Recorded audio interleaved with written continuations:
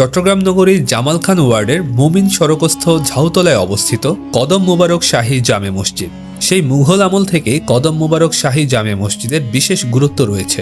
তৎকালীন মুঘল সম্রাট মুহাম্মদ শাহ এর শাসনামলে মুহাম্মদ ইয়াসিন খান 1723 সালে মসজিদটি নির্মাণ করেন। 1719 থেকে 1723 সাল পর্যন্ত দীর্ঘ 5 বছরে মসজিদের নির্মাণ কাজ সমাপ্ত হয়।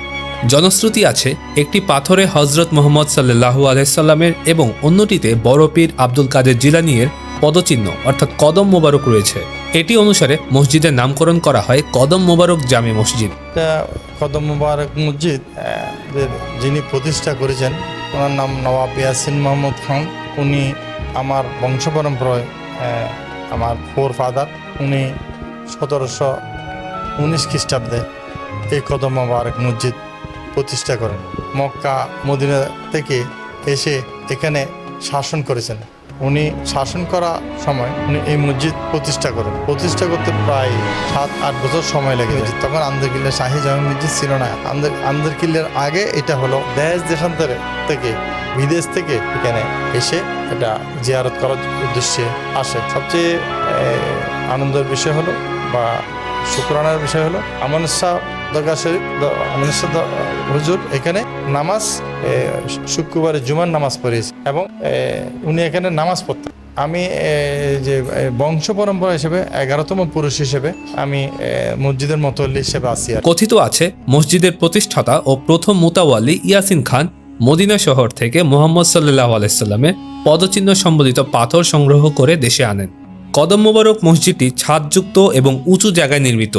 এখানে রয়েছে 3টি গম্বুজ, 2টি খিলান, 5টি দরজা। মসজিদের 4 কোণায় রয়েছে 3 স্তর বিশিষ্ট অষ্টভুজ আকৃতির মিনার, যার প্রতিটি শীর্ষে রয়েছে ক্ষুদ্র গম্বুজ এবং এর ওপরে রয়েছে গোলাকার অলঙ্করণ। এই গম্বুজ কিন্তু এই মসজিদ ঠিক তাজমহলের আদলে হয়েছে। আপনি যদি উপরে দেখেন, উপরে দেখবেন একদম হুবহু তাজমহলের স্টাইলে গম্বুজগুলি করা হয়েছে। মূল অবকাঠামো ঠিক রেখে সময়ের পরিবর্তনে ওই মসজিদ বর্ধিত করা হয়েছে।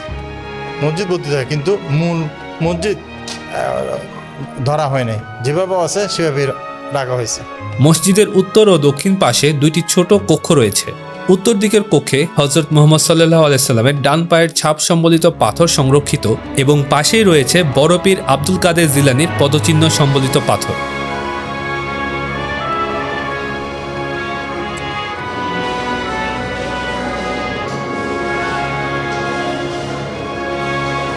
বিভিন্ন সময়ে সংস্কার এবং সম্প্রসারণ করা হলেও মুঘল স্থাপত্যের শৈলীতে নির্মিত মসজিদটির সৌন্দর্য এখনও আগের মতোই দৃশ্যমান। এই মসজিদের আওতায় আছে মাদ্রাসা, কবরস্থান, জানাজার স্থান ও মুসলিম এতিমখানা।